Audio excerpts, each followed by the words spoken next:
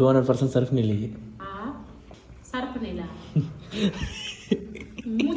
బాగుందిలేవా.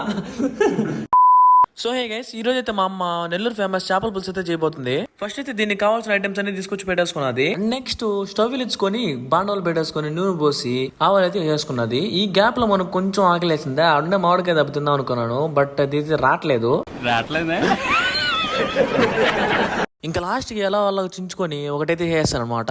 ఇంకా మనం అది తించుకునే గ్యాప్ లో ఆవాలు కూడా బాగా వేగిపోయాయి. ఇంకా ఆనియన్స్ కూడా వేసుకున్నాం అనమాట. దాంట్లో ఆనియన్స్ వేసుకొని కొంచెం కలబెట్టుకొని ఇంకా కరివేపాకు కూడా వేసుకున్నాము. ఇంకా దాన్ని కూడా కొంచెం కలిపెట్టిన తర్వాత సాడు కూడా వేసుకున్నాము. దాని తర్వాత కొంచెం పసుపు వేసుకుని టమాటాస్ అయితే వేసుకున్నాం. ఇంకా దాంట్లోకి మిరప్పొడి, పసుపు పొడి, ఇంకా మసాలాలన్నీ వేసుకున్నాము. ఆ తర్వాత చింతపొడి నీళ్ళు అయితే కలిపేసుకున్నాం అనమాట. ఆ చింతపొడి నీళ్ళన్నీ బాగా మరిగిన తర్వాత ఫిషెస్ అయితే వేసుకున్నాము. సో ఇంకా కర్రీ ఎట్ట ఉడకాలి కాబట్టి మనం వెళ్ళి ఫ్రెష్ అయ్యేసి వచ్చేద్దాము.